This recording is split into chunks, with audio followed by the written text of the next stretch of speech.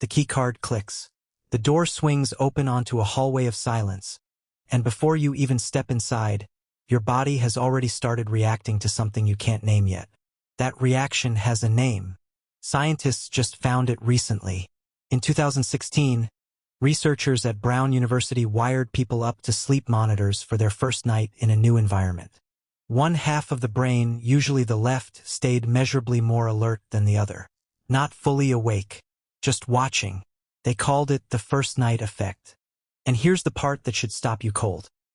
This exact split brain pattern shows up in dolphins and certain birds, animals that sleep with half their brain on guard duty while the other half rests. But that's not even the strangest part. Walk further into the room and the air itself starts working against you. Bleach, faint fabric softener, nothing personal underneath.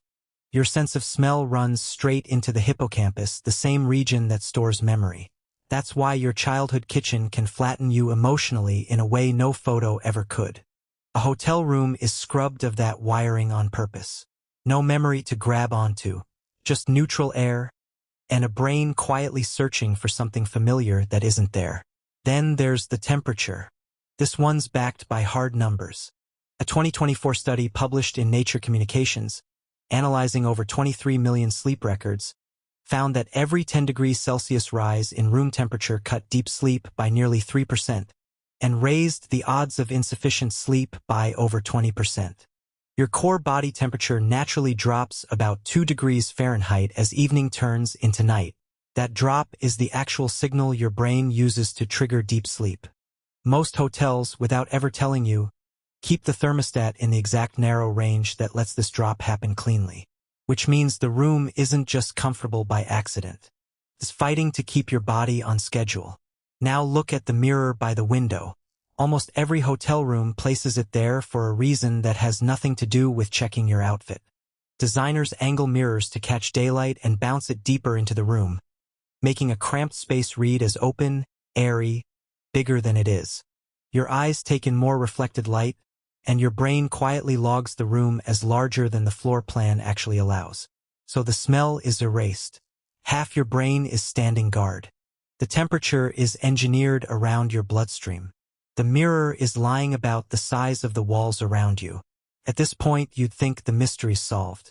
It isn't, because none of this explains why, by the second or third night, the unease fades and something closer to peace shows up in its place. At home, you're buried in decisions. Which mug is clean? Which pile to deal with first? Psychologist Barry Schwartz calls this the paradox of choice, the exhausting weight of too many options. A hotel room strips nearly all of it away. One chair, one desk, nothing extra demanding a decision. For a few nights, your brain finally gets to stop choosing. That's the piece no brochure ever mentions. The room doesn't feel different only because it's unfamiliar. It feels different because, for the first time in a long time, it's asking absolutely nothing of you. No laundry pile watching you from the corner. No mail stacking up by the door. No 40 invisible decisions hiding behind every doorway in your house. Just curtains, city lights leaking through the gap between them, an AC humming low in the background, and a bed built for a stranger who happens to be you tonight. So next time you check into a room like this, pay attention to the first 30 seconds. Notice what your brain reaches for first, the smell, the temperature, the light bouncing off that mirror. Because somewhere in that half-awake, dolphin-brained window, your mind is running a system built for the wild, in a room built for business travelers. And once you've noticed it once, you'll never walk into a hotel room the same way again.